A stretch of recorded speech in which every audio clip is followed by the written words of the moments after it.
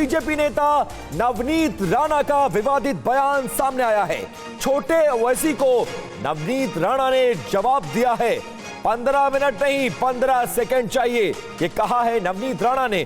बिना नाम लिए दोनों भाइयों पर प्रहार किया है।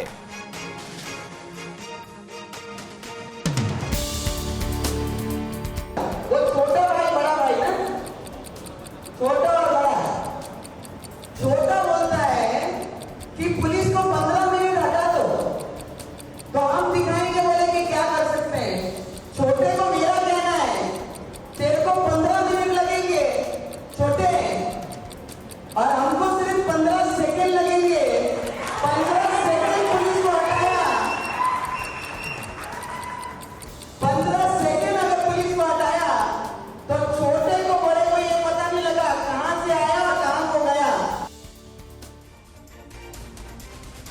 वहीं ओवैसी के गढ़ में सेंध लगाने के लिए बीजेपी ने माधवी लता को उम्मीदवार बनाया है, जबकि ओवैसी बीजेपी को पिछले 40 सालों से हराने का दावा कर रहे हैं।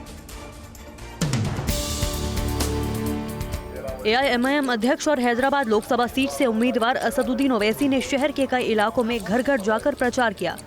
इस दौरान उन्होंने कहा कि वो 40 साल से यहाँ बीजेपी को हराते आ रहे हैं। 40 साल से यहाँ पे बीजेपी हार रही। 2014 में भी मोदी आए थे, मंजलिस जीती। 2019 में भी आए, मोदी आए थे, मंजलिस जीती। 2018 के असेंबली इलेक्शन में आए, मंजलिस जीती। 2023 के असेंबली इलेक्शन में मोदी आए, हम जीते। तो ऐसा है ना, मोदी अमित शाह को जब तक नाम नहीं लिए मंजलिस का, पेट में दर्द नहीं जाता। भाई खबर उत्तर प्रदेश से, जहां पर अतीक अहमद के बड़े बेटे उमर अहमद ने एक बड़ा खुलासा किया है। अब्बा के लिए उमेश को मारना जरूरी था। उमेश की वजह से अब्बा को जमानत नहीं मिल रही थी।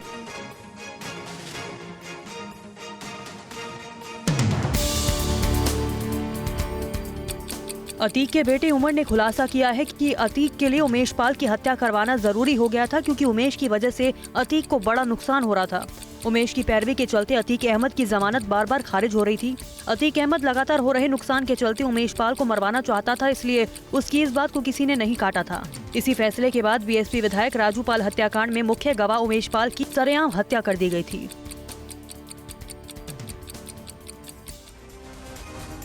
कांग्रेस नेता सैम पित्रोदा को रंगभेदी टिप्पणी भारी पड़ गई।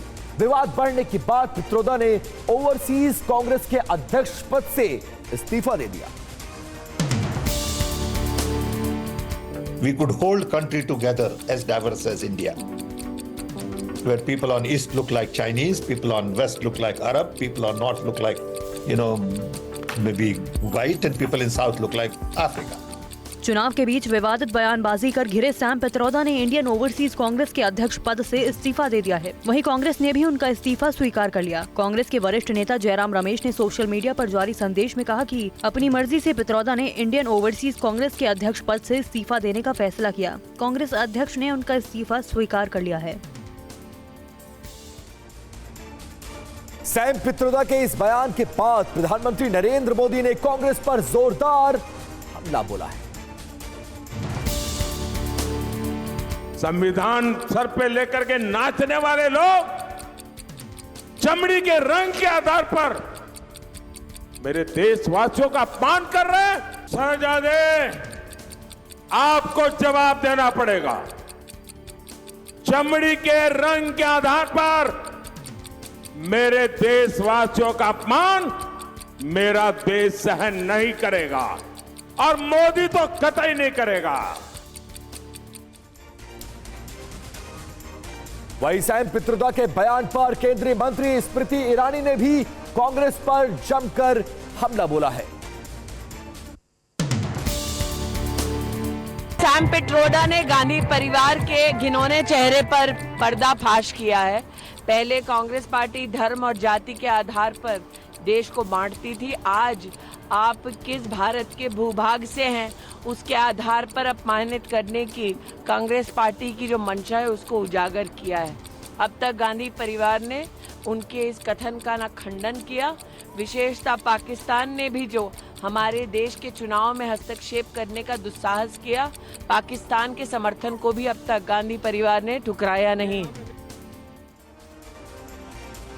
पीएम मोदी ने तेलंगाना से अंबानी अडानी को लेकर राहुल गांधी से जो सवाल पूछे, उनका जवाब राहुल गांधी ने दिया है। सुनिए आखिरकार प्रधानमंत्री के बयान के बाद राहुल गांधी ने क्या कुछ कहा है।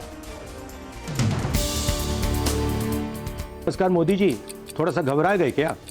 नॉर्मली आप बंद कमरों में अदानी जी अंबानी जी की बात करते हो, पहली बार आपने पब्लिक में अदानी अदानी अंबानी बोला। और आपको यह भी मालूम कि ये टेम्पो में पैसा देते हैं, क्या ये आपका पर्सनल एक्सपीरियंस है क्या?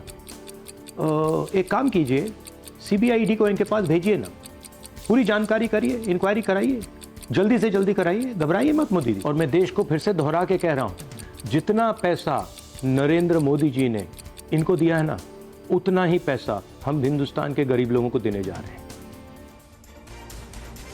इससे पहले तेलंगाना के करीमनगर की रैली में प्रधानमंत्री मोदी ने अंबानी अडानी को लेकर राहुल गांधी के कई सवाल किए थे। लेकिन जब से चुनाव घोषित हुआ है, इन्होंने अंबानी अडानी को गाली देना बंद कर दिया। जरा ये शाहजादे घोषित करें कि चुनाव में ये अंबानी अडानी से कितना माल उठाया है, काले धन के कितने बोरे भर करके रुपये मारे हैं, क्या टेम्पो भर करके नोटे कांग्रेस के लिए पहुंची है क्या? केंद्रीय गृह मंत्री अमित शाह ने आरोप लगाया है कि पाकिस्तान का पूरा एजेंडा भारत में अगर कोई आगे बढ़ाता है तो कांग्रेस पार्टी बढ़ाती है। इसके अलावा उन्होंने कहा है कि अगर ये कभी सत्ता में आए तो राम मंदिर पर भी बाबरी नाम का एक बड़ा ताला लगा सकते हैं। यूपी में लखीमपुर खीरी की रैली से गृह मंत्री अमित शाह ने विपक्षी गठबंधन इंडिया पर प्रहार करते हुए कहा कि राम मंदिर को बेकार बताने वाले सत्ता में आए तो लगवाएंगे बाबरी नाम का ताला। आज मैं राम गोपाल यादव का एक स्टेटमेंट भी आपको कहना चाहता हूं। वो राम मंदिर को बेकार बताते। मेरी बात याद रखना, जरा भी गलती करी तो ये राम मंदिर पर बाबरी नाम का ताला लगाने का काम करेंगे। इनको मौका दे सकते।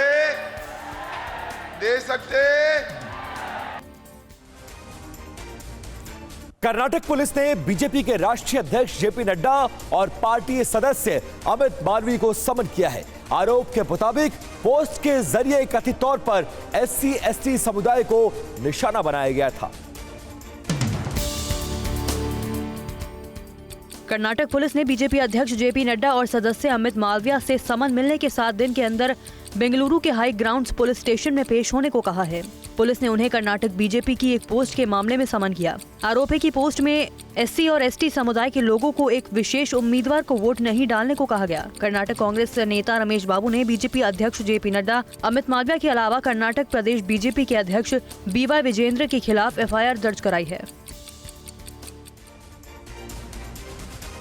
इधर अमेठी और रायबरेली में जोर शोर से प्रचार में जुटी कांग्रेस महासचिव प्रियंका गांधी वाड्रा ने TV9 से खास बात की। उन्होंने कहा है कि कांग्रेस भगवान का नाम राजनीति में वोट के लिए इस्तेमाल नहीं करती। क्योंकि राहुल गांधी वायनाड और अमेठी मतलब रायबरेली दोनों जगह से लड़ रहे हैं, तो एक जगह बाईपोल होगा, तो क्या प्रियंका बाईपोल में आ सकती? तो वो आप बाईपोल में देखिएगा। अभी जब आप मंच पर थी तो राम कथा का जिक्र कर रही थी, राम और रावण की बात। बीजेपी हमेशा राम मंदिर का जब इशू उठाती है तो कांग्रेस डिफेंसिव हो जाती है कि राम मंदिर का निमंत्रण मिला। बिल्कुल डिफेंसिव, इसमें डिफेंसिव होने की क्या बात है? हम सब भगवान को मानते हैं, डिफेंसिव होने की क्या बात है? डिफेंसिव वो हो जिन्होंने इसका राजनीतिक इस्तेमाल किया है। जम्मू कश्मीर के कुलगाम में पिछले 3 दिनों से चल रहा आखिरकार एनकाउंटर खत्म हो गया। सुरक्षा बलों ने एनकाउंटर के तीसरे दिन एक और आतंकी को ढेर करने में कामयाबी हासिल की है। रिपोर्ट देखिए। कुलगाम में चल रही मुठभेड़ के तीसरे दिन सुरक्षा बलों को बड़ी सफलता हासिल हुई। सुरक्षा बलों ने तीसरे छिपे हुए आतंकवादी को भी मार गिराया। फिलहाल इलाके में तलाशी अभियान जारी है। इससे पहले मंगलवार को सुरक्षा बलों ने लश्कर के टॉप कमांडर बासित डार को ढेर कर दिया था। इसके बाद भी इलाके में तलाशी अभियान जारी था, क्योंकि सुरक्षा बलों को शक था कि इलाके में कुछ और आतंकवादी छिपे हुए हैं। बुधवार को मारे गए आतंकी की फिलहाल पहचान नहीं हो पाई है।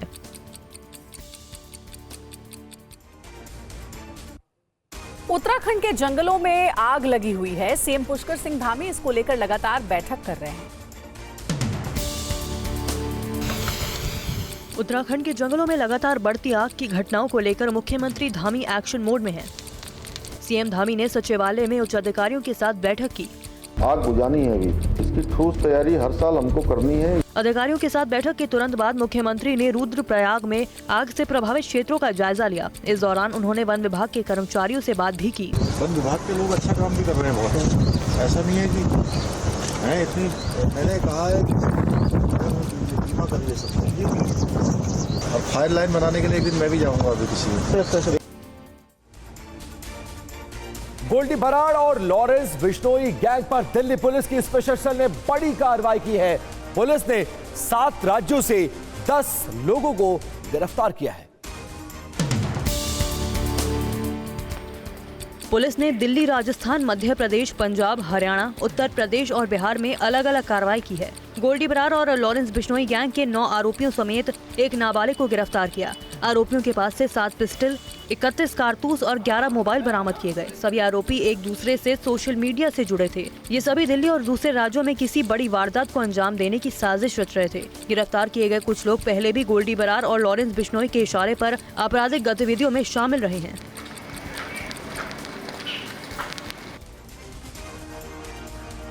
खबर दिल्ली से। दिल्ली के तिलक नगर फायरिंग केस में पुलिस को बड़ी कामयाबी मिली है। पुलिस की स्पेशल सेल ने एक आरोपी को गिरफ्तार किया है। सोमवार को पश्चिमी दिल्ली के कार शोरूम पर हुई गोलीबारी की घटना में दिल्ली पुलिस की स्पेशल सेल ने बड़ा खुलासा किया। पुलिस ने एक आरोपी केतन को गिरफ्तार कर जेल भेज दिया है। केतन के साथ 2 और लोग थे जिन्होंने फायरिंग की थी। फिलहाल दोनों फरार हैं। किसके कहने पे चलाई गोली? ये बाहु भाई। किसके? बाहु टोली। हिमांशु बाबू के कहने पे? हिमांशु। अच्छा, क्या मारने का प्लान था या फिर? ना वैसे ही। दिल्ली पुलिस ने बताया कि हरियाणा के एक शूटर की पहचान सन्नी गुर्जर के रूप में हुई है, जो सीधा विदेश में बैठे कुख्यात गैंगस्टर से संपर्क में था, जो 2 लोगों को लाया था। बिहार के गया में अज्ञात बदमाशों ने एक 72 साल के बुजुर्ग की हत्या कर दी, जबकि एक युवक गोली लगने से घायल हो गया।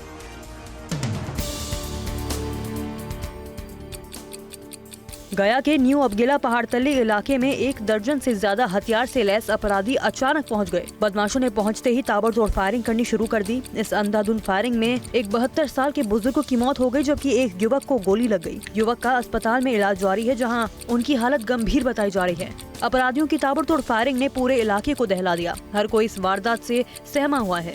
फिलहाल पुलिस मामले की जाँच में जुट गई है और अपराधियों की तलाश कर रही है। उत्तर प्रदेश के गौतम बुद्ध नगर पुलिस ने होटल कारोबारी के बेटे की हत्या मामले में मुठभेड़ के बाद 3 बदमाशों को गिरफ्तार किया है। इन सभी ने मिलकर उसको अगवा करके उसकी हत्या कर दी थी। ग्रेटर नोएडा पुलिस ने होटल कारोबारी के बेटे कुणाल शर्मा को अगवा करने और हत्या के मामले में शामिल 3 बदमाशों को गिरफ्तार कर लिया। पुलिस और बदमाशों के बीच हुई मुठभेड़ में एक बदमाश घायल हो गया। पुलिस अब इनसे पूछताछ कर नए खुलासे करने की तैयारी में है। होटल कारोबारी के बेटे का 1 मई को अपहरण कर लिया गया था और 5 मई को उसका शव गंगा नहर में मिला था। अभी प्रथम दृष्टया प्राइमा फेसी जो फैक्ट सामने आए हैं उसमें ब्याज के पैसे का लेन देन और होटल के संचालन को लेकर फैक्ट सामने आए हैं। अभी इसमें और गहनता से अभी इसमें जांच अभी करी जाएगी और इसमें साक्ष्य संकलित करे जाएंगे और डिटेल्स आपसे जो प्रेस वार्ता है उसके माध्यम से साझा करी जाएगी। खबर गुजरात से है। गुजरात के नवसारी में यूनिवर्सिटी के फॉरेस्ट विभाग में भीषण आग लग गई। आग पर काबू पा लिया गया है। गुजरात के नवसारी में एक एग्रीकल्चर यूनिवर्सिटी के नर्सरी विभाग में भीषण आग लग गई। आग की लपटें काफी ऊंची ऊंची उठती नजर आई। सूचना मिलने पर फायर ब्रिगेड की कई गाड़ियां मौके पर पहुंची और कई घंटों की मशक्कत के बाद आग पर काबू पाया जा सका। आग लगने के कारणों का अब तक पता नहीं चल सका है। पुलिस आग लगने की वजहों का पता लगा रही है। विश्वविद्यालय प्रशासन के मुताबिक आग के चलते छात्रों को पढ़ाई के लिए अगले कुछ दिन परेशानी का सामना करना पड़ेगा।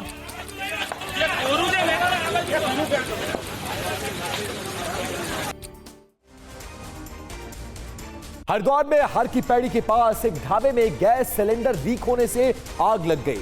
इससे आसपास के इलाकों में अफरा तफरी मच गई।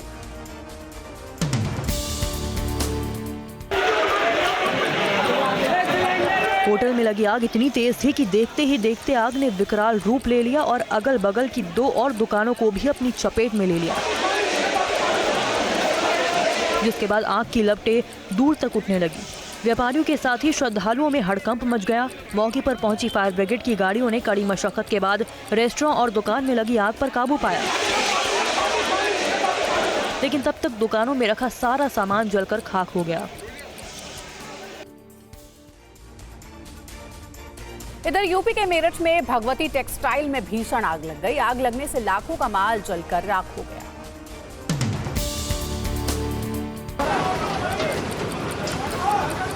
आग की ये तस्वीरें मेरठ के परतापुर इलाके की है, जहां कपड़े की एक फैक्ट्री में भीषण आग लग गई।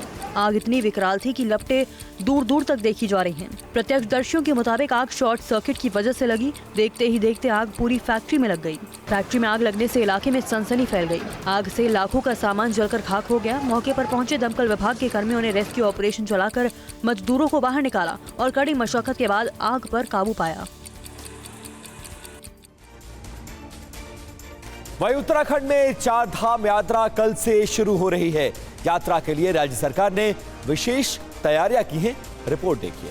बाबा केदारनाथ के कपाट खुलने वाले हैं। इसके साथ ही 10 मई से 4 धाम की यात्रा शुरू हो रही है, जिसके लिए मुख्यमंत्री पुष्कर सिंह धामी ने रुद्रप्रयाग में अधिकारियों के साथ बैठक की और श्रद्धालुओं को किसी बात की परेशानी न हो, इसके दिशा निर्देश दिए। टॉयलेट्स बनाए गए हैं, यात्रा सिस्टमेटिक रूप से चले, यहाँ का कंट्रोल रूम यहाँ पर स्थापित किया गया है। सब जगह 4 धाम यात्रा को लेकर बड़ी उत्सुकता लोगों में है, तो उस यात्रा का एक बहुत बड़ा महत्व है।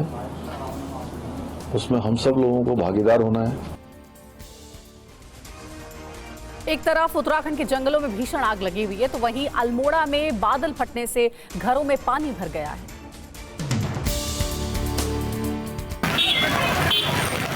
तेज रफ्तार से आए पानी से लोग हैरान रह गए। अल्मोड़ा के सोमेश्वर में भारी बारिश हुई। इस दौरान बादल फटा, जिसकी वजह से नदियों का जलस्तर बढ़ गया।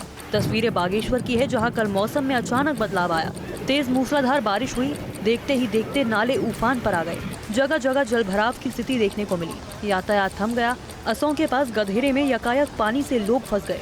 मौसम विभाग की माने तो 11 मई से और तेज बारिश हो सकती है, जिसमें मुश्किलें और बढ़ सकती हैं। जम्मू कश्मीर के अवंतीपोरा में झेलम नदी में 9 मजदूरों को ले जा रही एक नाव पलट गई, जिसके बाद 7 लोगों को बचा लिया गया, जबकि 2 लोग अब भी लापता हैं।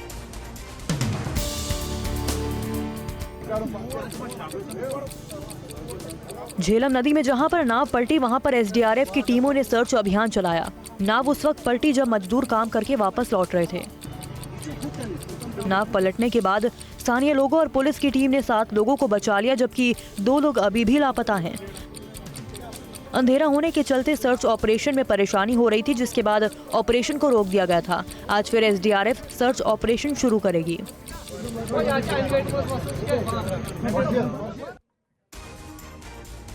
डेनमार्क के राजदूत स्वेन फ्रीडे की अपील पर एनडीएमसी ने डेनमार्क दूतावास के पास सफाई करवा दी है। ये रिपोर्ट देखिए। दिल्ली में डेनमार्क दूतावास के पास पड़े कूड़े को लेकर राजदूत स्वेन फ्रीडी ने सोशल मीडिया के जरिए चिंता जताई, जिसके बाद एनडीएमसी ने तुरंत इलाके की सफाई करवा दी। डेनमार्क के राजदूत ने टीवी9 से खास बातचीत में कहा कि मेरे वीडियो से दूसरे लोगों को यहाँ गंदगी न करने की प्रेरणा मिलेगी और सफाई के लिए उन्होंने नगर निगम को धन्यवाद कहा। And I hope that with all this kind of fuss about my small video, that this will also inspire other people to not to throw trash, but to take actions. That's what we need. धन्यवाद। America में आए बवंडर ने जमकर तबाही मचाई है। Michigan में मची तबाही के निशान अब साफ तौर पर देखे जा सकते हैं।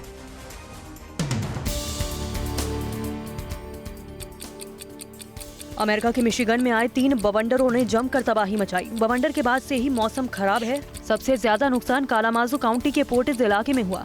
यहाँ फेडेक्स सुविधा तबाह हो गई और 1 दर्जन से ज्यादा मोबाइल घर नष्ट हो गए। इलिनॉइस, केंटकी और मिसौरी के कुछ हिस्सों में भी बवंडर ने तबाही मचाई। टॉर्नाडो ने ओक्लाहोमा शहर को तबाह कर दिया। इस दौरान एक व्यक्ति की मौत की भी खबर है। टॉर्नाडो के चलते मंगलवार को अमेरिका में इस साल 6ठी बार इमरजेंसी लगाई गई। ब्यूनस आयर्स में राष्ट्रपति जेवियर माइली की नीतियों के खिलाफ हिंसक प्रदर्शन किया गया है। इस दौरान कई प्रदर्शनकारी घायल भी हुए हैं।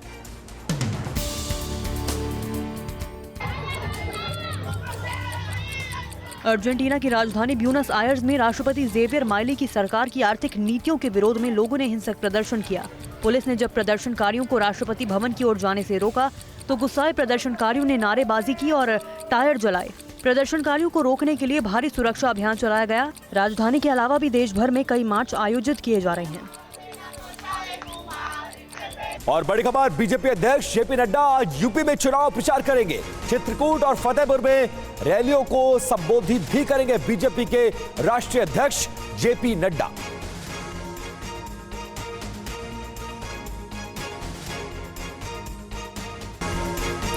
बड़ी खबर है, सैम पित्रोदा के बयान पर गिरिराज सिंह का कांग्रेस पर हमला। देश का अपमान कांग्रेस की साजिश है। राहुल सोनिया गांधी माफी मांगे, गिरिराज सिंह ने ये मांग की है।